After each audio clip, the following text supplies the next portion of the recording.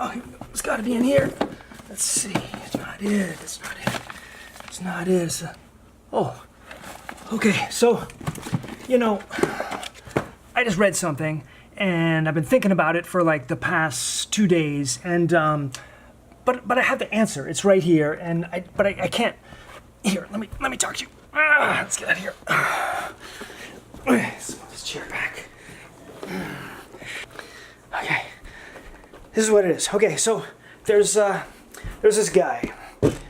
There's this guy who he writes stuff in online newspaper in Vietnam, and just the other day he wrote this stuff on history and the crisis in history, and how one way to kind of deal with the problems in the field is to incorporate, or maybe reincorporate, the kind of longue durée writings that look at many centuries of history, and that can kind of reinvigorate things because people are focusing too much on little things like tiny topics and tiny time periods. So I was reading this article, it's interesting, but then I saw that there's a book that it references that's about the same topic. So I looked it up and found that there's this, apparently there was this, this is kind of embarrassing, but apparently there was this big academic sensation a few years ago, and the thing is, I never knew anything about it. But there's this, these two historians, one from Harvard, the other from Brown. They wrote this history called the History Manifesto, kind of something I probably should have heard of before. But it made this argument that basically history is lost its voice in society, and the way to get that back is to kind of combine big data from the digital humanities with this longue durée approach to doing scholarship, and that this will address current issues and allow historians' voices to be heard, and that that in doing this we have to really try to speak to the public and engage with the public, and that's where I have the answer. But where the here? Just wait a second. I know I got it. It's here. Come here. Come on. Follow me. Okay.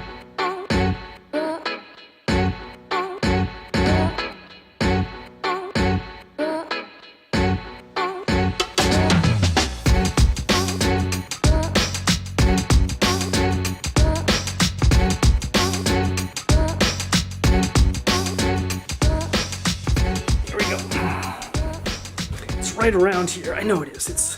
Here's where it is. Okay, let me put this down here. It's right in here. Yep, got it. Okay. So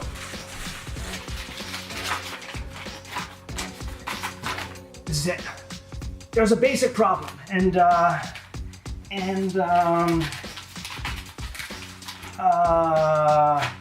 we're out of touch, and the other part's in here. Yep, got it. This one. We're too academic. Here, come on, let me show you. Thank you. Okay, so this is the book. Okay, the History Manifesto, and here, let me put this down. It's not gonna work.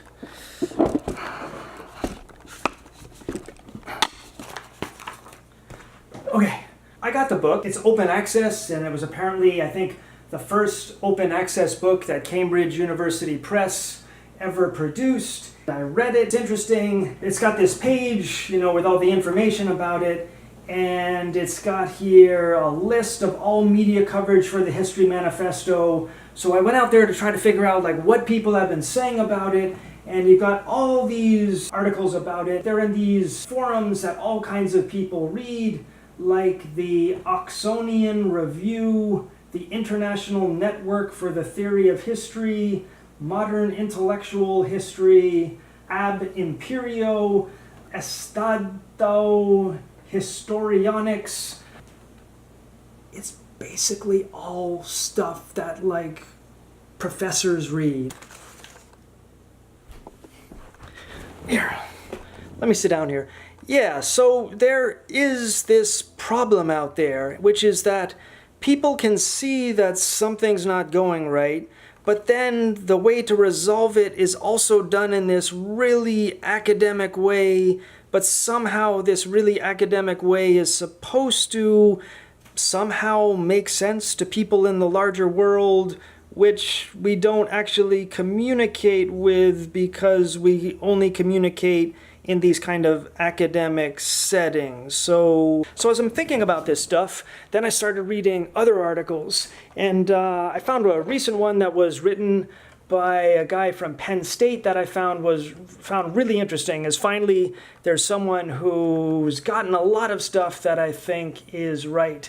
So one of the first things he talks about is enrollment, and it's probably better just to kind of let's draw a picture of this. So okay. So here we go. So let's make a graph so we can see stuff, okay? So here we got enrollment, and here we got time. And let's imagine here we got 2010, here we got 2015, because that's the time period we got the data for. And let's say you have 100 students. Let's just imagine a number here is 0. And this is what they found. The numbers go for enrollments in history, English, these kind of humanities fields have been going like this. So basically down by about 50%, the number of majors, that is, not enrollments, but majors in 5 years. And this author at Penn State, says that across the disciplines, that's what's happened there. So that is shocking information. And so this author has some really interesting suggestions. The first one is, don't accept graduate students. There's no jobs for them. So taking PhD students is something that just doesn't make sense. What do you do with undergrads? Well, this author points out that essentially what's going on is you've got these structural problems that are taking place. And as state governments reduce the amount of funding that they give to universities, that forces universities to raise the cost of universities. And as for the students who then go, they have to do some calculations. Let's see, I'm spending lots of money on a university. I better get some money when I'm done. Majoring in history? Maybe not. I'll take engineering. And so people are making that kind of decision. And then some universities are turning to international students to make up on declining numbers of students. International students face a language barrier in some cases. Humanities courses are heavy on language. You need a strong language ability. And so a lot of international students veer away from the humanities, which means big time decline. People do take courses though, as there are, distributions or just whatever they call them, general ed requirements that people have to take. And this person's argument is that essentially not everyone is going to school because they want to make a lot of money. Some people think about bigger things, and that we can, if we really buckle down and really focus on the humanities rather than the disciplines like history, and really dig out kind of the big questions, that this will serve some kind of purpose. I really have my doubts about that. But in talking about how, the money concerns of students and how some people choose non-humanities majors because they think there's more money out there, this author states that humanities majors still do basically okay. And I'm quoting, "In many cases, it's a matter of a few $1,000s less a year in mid-career, which is not such a disaster, in exchange for having an education that teaches you how to do more than just a job." So this is another big problem. There are people in the humanities who have this idea that it's only the humanities that can really teach people how to live a meaningful life. And I could be wrong, but I kind of feel like biologists and chemists and engineers also learn about life somehow along the way. And so this idea that we have something special that only we can give to people, and we just somehow have to get them to become aware of that, that to me is a problem. So we got this crisis. It's a big crisis. And what makes the thing even a bigger crisis is, is this one again, we're being too academic about this, okay? So what we gotta do is, I think, is we gotta start looking around at the people outside of our world of historians and English professors, and let's take a look at what they're doing out there. Because, you know, over the past few years, a lot of stuff has been changing, and maybe if we get a sense of what they're doing, we then might get a sense of what we should do to try to adapt to these changing times. I want to ask, since you've actually gone to film school, today, 2018, like, what would you say about it? Recommend it? 'Cause I want to hear from you because you went. I mean, I loved my film school. Do I think you need to go to film school now? No, definitely not. I think that I think there's different types of people, and you just have to do what's right for you. But above anything else, invest in yourself. So whether you think investing in yourself means going to a film school to learn fundamentals because you learn better that way, then do that.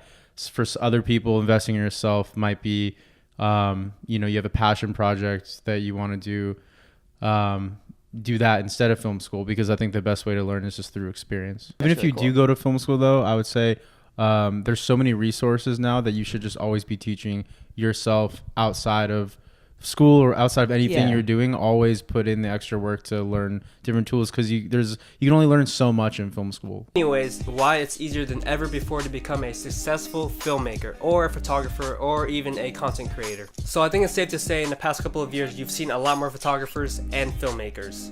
But why? Why are they more common nowadays? Well, I have 3 reasons to give you. So starting off with the first reason is going to be the internet. So back in 2000 there was only 700 million users connected to the internet. That means active users on the internet, you know, using whatever, Google, YouTube, Instagram, Twitter, all that stuff. Now in 2018, there are 3.5 billion people actively using the internet, connected to it, using Instagram, Twitter, YouTube, Google, whatever, you name it, which is actually pretty insane because we're talking about a 5x growth right there. You know, it's crazy to think how much more it'll grow within the next 10 years. Because it's only getting faster and faster as time progresses. What does this mean? The internet itself is an amazing platform to connect and share yourself, to promote yourself through Instagram, of course, YouTube, obviously, Twitter, Reddit, just Google. There's just tons of things you can do with the internet. And not only is it great for promotion, you can also acquire knowledge. Everything that you can imagine, you could probably just learn about it on the internet. And I'm gonna be completely honest with you, I've never taken a filmmaking class or a photography class ever in my entire life. I've learned everything from the internet, YouTube tutorials, and from my own personal experience of just, you know, creating and creating and creating.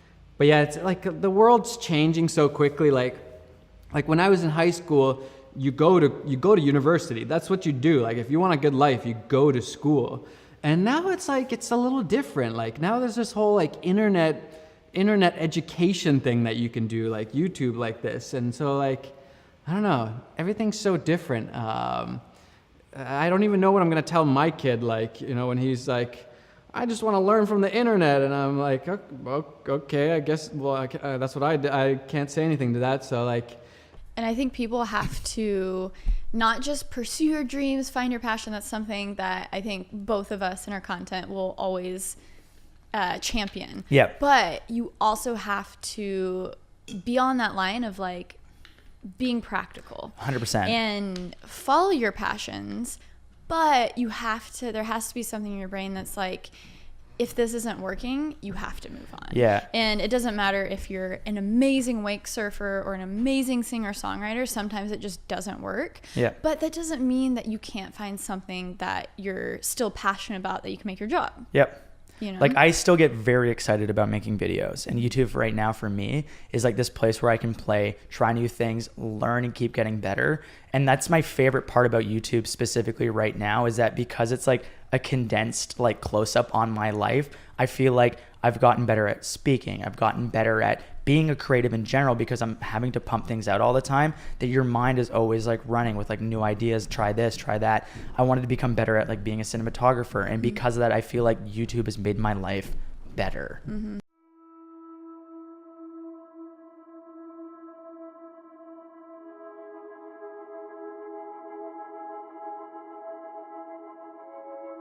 I got a call recently from a newspaper because they wanted to do an article with me about what it's like to try and make YouTube a career. Not that I've managed to do that at all. And the reason they got hold of me was because they'd just done a survey of teenagers in schools just south of London here. And they'd asked them, what do you want to be when you grow up? And YouTube celebrity was number 4 on their list of things they wanted to be. And obviously that threw parents and teachers into a bit of a panic. What do we do with this? What do we tell our kids? How do we prepare them for this? Surely this isn't a real thing. And I was even invited to come down and speak to a group of career guidance counselors from different schools because they were hitting this problem all the time. Kids wanting to be social media famous as an actual career. It got me thinking that we make social media way too important. Yes, it's an amazing tool. Yes, we live in an incredible time where we're able to put our work out there without having to go through publishers or studio execs or anything else. We can load our work online and we can find our audience, and that's incredible. But to me, the point is always the work that I put online, not its success as measured by social media. In the same way that my camera is just the tool for me to do my work, social media is just a tool for me to get my work out there, but my social media platforms are not the point. Do you ever look at your YouTube comments, and how often do you actually look at the comments on your videos? I mean, I look at them every now and then, you know what I'm saying? But I don't pay attention to them like that, you know what I'm saying? I mean, I tell myself that too, but I'm hard. It's hard for me to stay out the comments. Yeah. It's hard. Like, I see something negative, and I always gotta feel like I gotta prove myself and say something. I just like putting stuff out, you know what I'm saying? And I don't really go back to it. I was gonna do this last year, this handrail. I was legitimately considering, like, you know what? I could do this. I could do this set. I could grind this rail. And some punk kid was here. He's probably, I don't know, whatever. He's a punk kid. He's on his scooter and he was like, do it. I was like, you do it. Don't peer pressure me. What are you like? You're like 7. The kid comes up, does the handrail on a scooter. He's like, you do it now. I'm years old. I'm not doing this. I own a house. This was life back in the day. You drive by a bank or something, you'd see a nice like 4 set and you'd be like, ooh. Those are the things that used to get me excited. I never liked photography. I was not interested in it whatsoever. Video, not interested. I didn't take any of the classes in high school. I was never formally trained. It was something that I had 0 interest in. This was the only thing I had interest in. And the funny thing is, I'm horrible at it. I'm not even the slightest bit good.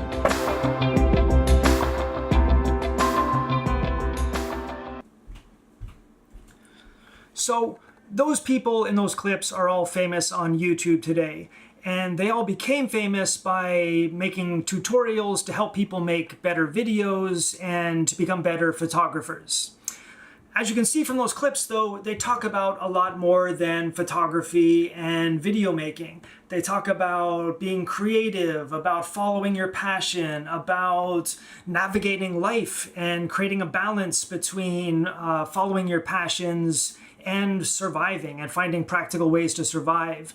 So what I think is interesting about people like that is that I think a lot of us have this sense that YouTube is essentially just a place where, you know, there's just this kind of silly entertainment videos where people put up videos of like their cats playing the piano. And while there is a lot of stuff like that out there, there's increasingly a lot more sophisticated stuff that's appearing there. And people are using YouTube as a kind of university, as a place to learn a life skill, both in the practical sense and in a more philosophical, humanistic sense. Those people who I showed there are not only famous on YouTube and provide a lot of tutorials about how to make good videos in photography, but they also learned all of these skills from YouTube. And that's something that's happening in that world, but in others as well. As YouTube has basically become the kind of go-to place for young people and others who want to discover information and learn and grow. And it's precisely a place where we academics are not present. And so YouTube to me, and you know, the digital world in general, strikes me as a critical space and a critical element in any effort to try to find a way out of this crisis of the humanities and area studies. I think we can extend it to that we are facing. We're all looking for some kind of way out, But so far, we're all doing this from within the sort of the known world of our academic theories and our knowledge of our universities. Whereas the big issue is that all of us are living in a time of incredible change, a time of transformation that is as big as the Industrial Revolution. And my guess is that in the future, when people look back at this time period, they will see it as the single most dramatic time of transformation in human history. So this is happening all around us. And those young people who are, learning from YouTube, creating careers on YouTube, and, then kind of being self-reflective about life and the meaning of everything, also on YouTube, they are the new wave of something that has never, ever happened before. But there's going to be much more of that to come. And all of that is happening outside of our university space and outside of our academic space. And so we're here in the middle trying to find out, let's see, how do we go forward? Do we just add the kind of longue durée scholarship with digital data and then we're safe? Do we just really dig in and teach people about the humanities and that will attract people? I don't think any of that is ultimately going to work because it's all happening in a sense, in an isolated space when the world around us is transforming dramatically. So the way out, that as I see it, is that we have to get out of that space and enter the world where all of these young people are discovering themselves, discovering life in the digital age, and we have to be there participating with them. When we do, I think we'll find an answer that will maybe not bring us back to some golden age, but it will take us to a much better place than we're in right now. And so on that note, let's go check out that cat again.